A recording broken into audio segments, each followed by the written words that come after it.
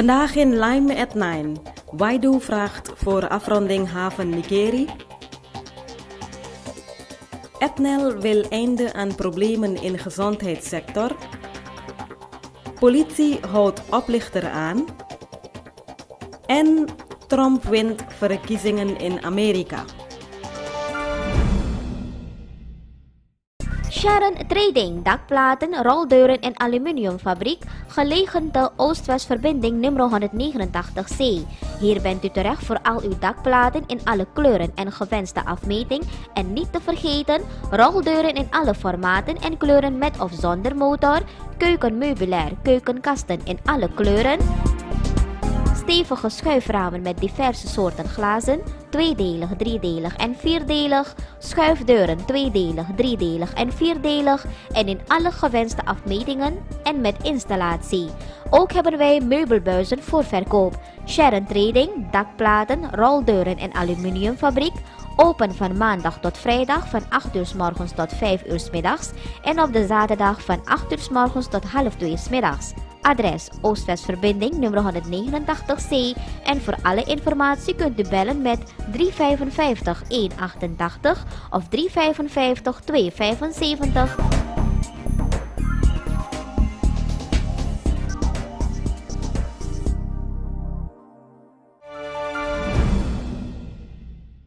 PL-parlementariër William Waidu van Nikeri heeft in het parlement aan de regering gevraagd om de haven in Nikeri met spoed af te ronden. De bouw van de haven in Nikeri startte tijdens de regering Venetiaan. Bij de regeringswisseling is het project stilgelegd. Alleen de haven in Nikeri kan de landbouwsector redden doordat de exportmogelijkheden groter worden. We exporteren rijst haast elke seizoen van bijna 50.000 ton. En wel over de weg. President, we moeten elke dag over de weg als we zien wat er gedaan wordt met de wegen, de Oost-West-verbinding. Wanneer wordt er geld eindelijk vrijgemaakt voor onze Nikeri-haven?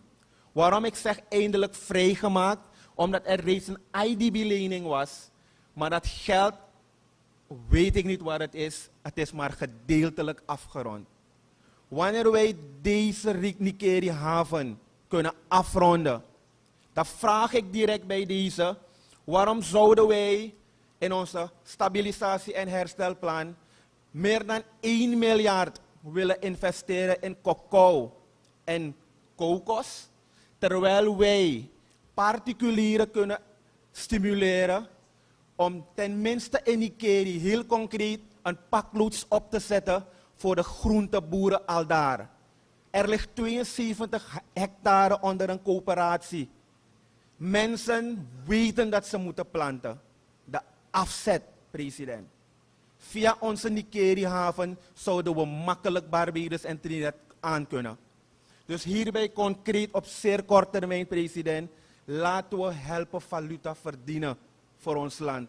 Zodat we allemaal hier beter kunnen plannen en onze huishouding op orde kunnen zetten. De politie van Resort Centrum heeft een zekere Roy, die een bekende van de politie is, op woensdag 2 november wederom ingesloten voor verduistering en oplichting. Roy, die pas in vrijheid was gesteld, heeft op vrijdag 21 oktober op listige wijze een dame €200 afhandig gemaakt. De dame deed aangifte bij de politie. Aan de hand van de beschrijving van de verdachte wist de politie gelijk dat het om Roy ging. Deze verdachte, die in de binnenstad opereert, werd opgespoord en op 2 november aangehouden. De recidivist is na overleg met een lid van het Openbaar Ministerie ingesloten. NPS-parlementariër Patricia Etnel heeft in het parlement de problemen in de gezondheidszorg aangekaart. Volgens haar heeft de sector nooit eerder zo'n slechte tijd meegemaakt. Ze vindt dat er een einde moet komen aan de huidige problemen, zoals het tekort aan medicijnen en financiën. Wanneer ik vandaag hier sta, wil ik als deel van de NPS-fractie ook een motie indienen, waarbij in de motie de 2 belangrijkste pilaren van de ontwikkeling van ons land, namelijk gezondheidszorg en onderwijs, belicht worden. Wanneer we kijken naar de gezondheidszorg en we analyseren wat vanaf 2011 tot op heden beloofd is aan het volk, zouden wij vandaag een gezondheidszorg moeten hebben dat op rozen zou moeten liggen. Maar wanneer we vandaag zien dat onze gezondheidszorg nu op zijn kop staat, wanneer we zien dat eigenlijk de dienstverlening van de basiszorg nog niet duidelijk is, de geldstromen in de gezondheidszorg niet duidelijk zijn, de preventieve zorg nog veel te wensen overlaten, wanneer we nagaan dat ziekenhuizen in grote problemen zitten, tekort aan medicijnen. Dit is het voor het binnenlands nieuws, nu het buitenlands nieuws. De hoogtepunten voor vandaag. Curry breekt NBA-record met 13 driepunters. Ronaldo tekent zeer lucratief contract met Nike en SKA Nationale Kampioenschappen 2016. Dat zijn de hoogtepunten voor ons sportactualiteitenprogramma Sport Elite Daily Update. Tot zo. Sharon Trading, dakplaten, roldeuren en aluminiumfabriek, gelegen te Oost-West-verbinding nummer 189C. Hier bent u terecht voor al uw dakplaten in alle kleuren en gewenste afmeting. En niet te vergeten, roldeuren in alle formaten en kleuren met of zonder motor, keukenmeubilair, keukenkasten in alle kleuren, stevige schuiframen met diverse soorten glazen, tweedelig, driedelig en vierdelig, schuifdeuren tweedelig, driedelig en vierdelig en in alle gewenste afmetingen en met installatie. Ook hebben wij meubelbuizen voor verkoop. Sharon Trading, dakplaten, roldeuren en aluminiumfabriek.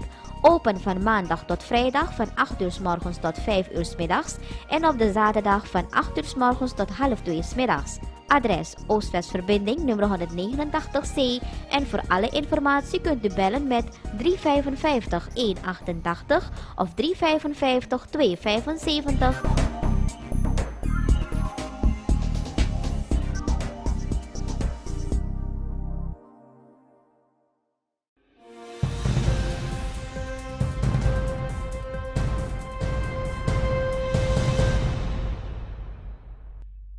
Kijkers, welkom bij ons buitenlands blog.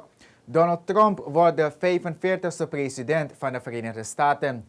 Dat is de verrassende uitkomst van een ultieme spannende verkiezingsnacht. Hillary Clinton heeft Trump telefonisch gesproken en hem gefeliciteerd. I've just received a call from Secretary Clinton.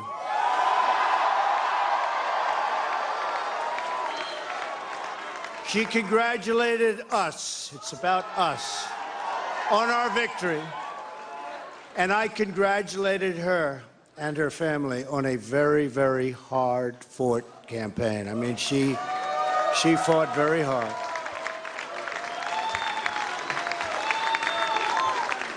Hillary has worked very long and very hard over a long period of time, and we owe her a major debt of gratitude for her service to our country. De uitslag in de staat Pennsylvania gaf de doorslag. Naast deze cruciale swing state won Trump ook in Ohio, Florida en North Carolina. In totaal behaalde Trump 289 kiesmannen tegenover 218 voor Clinton. In zijn overwinningsspeech sprak Trump opvallend verzoenende woorden. Now it's time for America to bind the wounds of division. Have to get together. To all Republicans and Democrats and independents across this nation, I say it is time for us to come together as one united people. It's time. I pledge to every citizen of our land that I will be president for all Americans, and this is so important to me.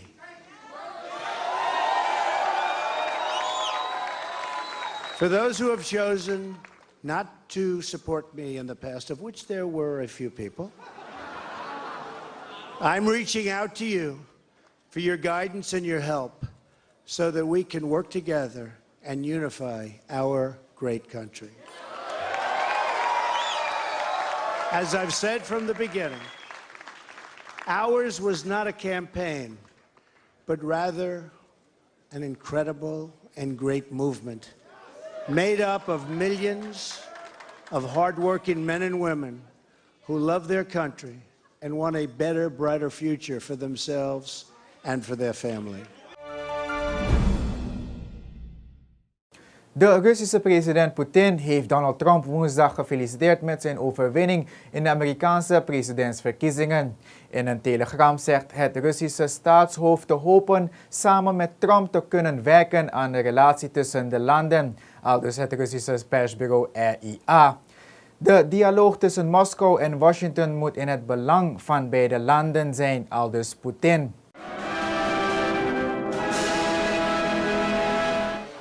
Внимательно следили за этой кампанией. We have been following this campaign with attention. Хочу поздравить американский народ с завершением избирательного цикла. And I'd like to congratulate the American people with the end of the electoral cycle. А господина Дональда Трампа с победой на этих выборах. And I'd also like to congratulate Mr. Donald Trump with his victory in these elections. Но Россия готова и хочет восстановления полноформатных отношений с Соединенными Штатами. But Russia is ready and wants to restore the full-fledged relations with the United States. Повторяю, исходим из того, что это будет непростой путь, но мы готовы пройти и свою часть. I repeat, we understand that this will be a difficult way, but we are ready to play our part in it. И сделать все, чтобы вернуть российско-американские отношения на устойчивую траекторию развития. And do everything to return the Russian-American relations to the stable and sustainable development track. Это пошло бы на пользу как российскому, так и американскому народам. This would serve the well-being of both Russian and American peoples.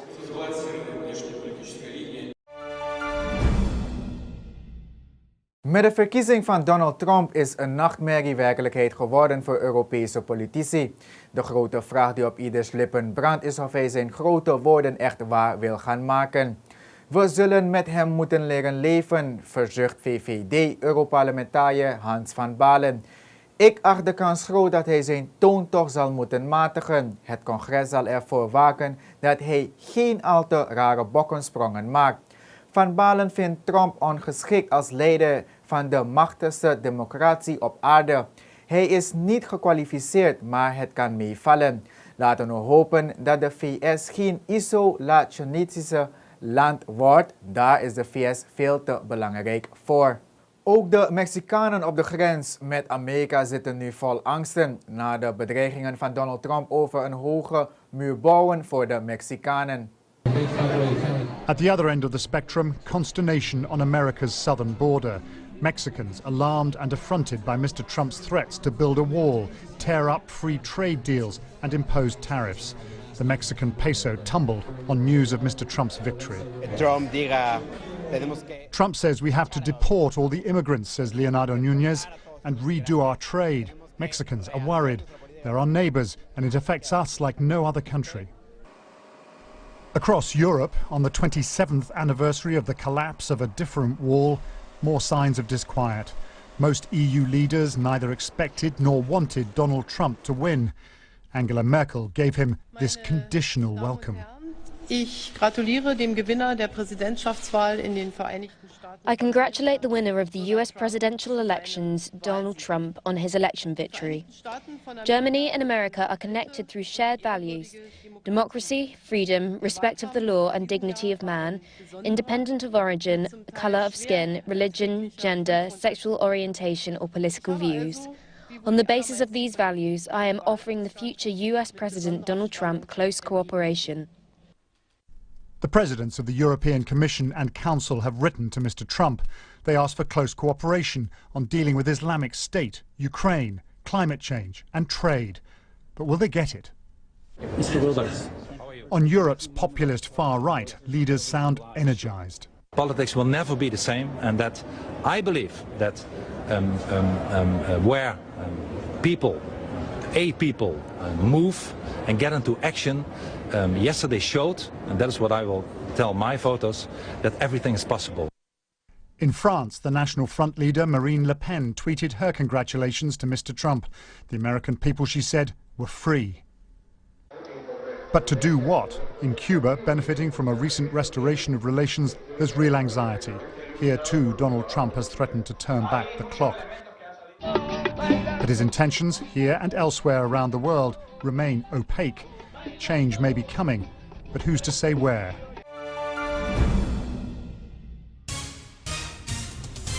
Ondanks haar verlies blijft Hillary Clinton nog steeds geloven in Amerika. Ook anderen moeten Donald Trump accepteren als de nieuwe president van de United States en hem de ruimte geven om het land te leiden, zegt Clinton.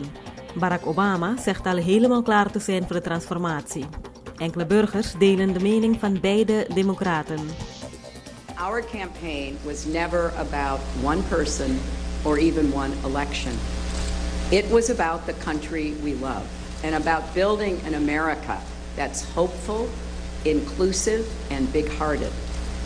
We have seen that our nation is more deeply divided than we thought. But I still believe in America, and I always will. And if you do, then we must accept this result and then look to the future.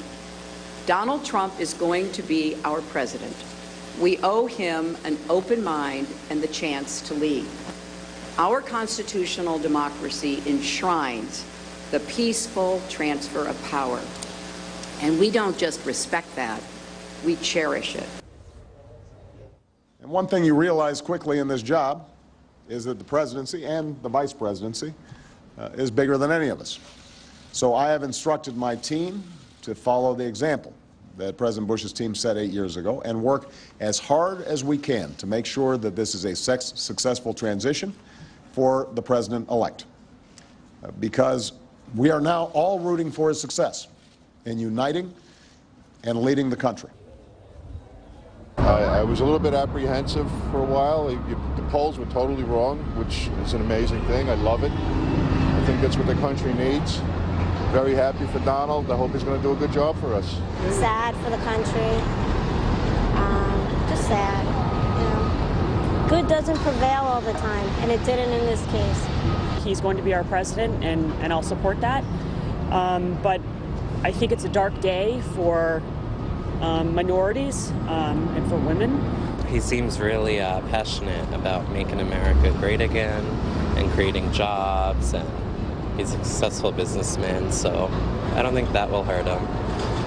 And I think out of the two of them, I could picture him making this place a better one. Hopefully everything will just work out. You know, we'll be fine. We've been through a lot of things before. It's not the first time. You're not always going to get what you want, but hey, it is what it is, and I support him. He's going to be my new president, so hey, congratulations, Mr. Trump.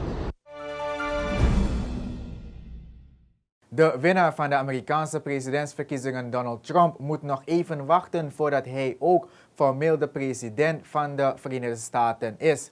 Die ceremonie in Washington D.C. is voorzien op 20 januari 2017. Tot die tijd zal Trump door het leven gaan als de president-elect, de gekozen president. Dat geldt ook voor de beoogd vice-president Mike Pence.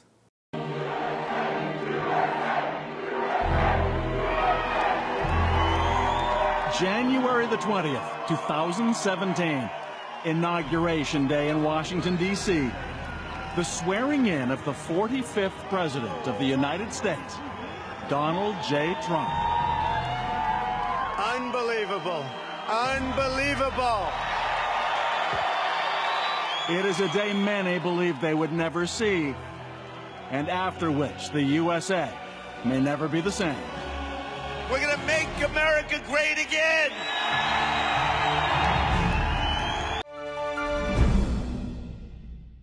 Melania Trump, geboren in Slovenië, spreekt 5 talen, heeft een indrukwekkende modellencarrière achter de rug, is het brein achter een eigen sieraden- en horlogelijn en vanaf januari First Lady van de Verenigde Staten. 10 jaar geleden naturaliseerde het Sloveense ex-model zich tot Amerikaanse staatsburger. Overigens is Trump niet de eerste First Lady die niet in de VS is geboren. Louisa Adams, de vrouw van de 6e Amerikaanse president John Quincy Adams, tussen 1825 en 1829 was geboren in Engeland. Wel is ze de eerste First Lady die ooit met een naakte fotoshoot in een groot tijdschrift is gepubliceerd. Many are discussing Donald Trump's victory, but few are discussing how Melania Trump is now the First Lady of the United States. Melania Trump was born in Yugoslavia in 1970. According to students and faculty at her schools growing up, quote, "She was well-spoken. She never swore if there were arguments between us. She always mediated, forged a compromise, and unified us again," end quote. Hopefully, Melania can help Americans unify, as the country has split between dismayed Democrats and hopeful Republicans. Een ongeval met een tram in een voorstad van Londen zijn woensdag 5 mensen om het leven gekomen. Meer dan 50 mensen raakten gewond. De bestuurder van de tram is aangehouden, meldde de politie. De tram sloeg om in Croydon, ten zuiden van de Britse hoofdstad. Waardoor de 2 rijtuigen omsloegen is niet duidelijk. De reddingsdiensten rukten massaal uit en de politie sprak van een ernstig incident.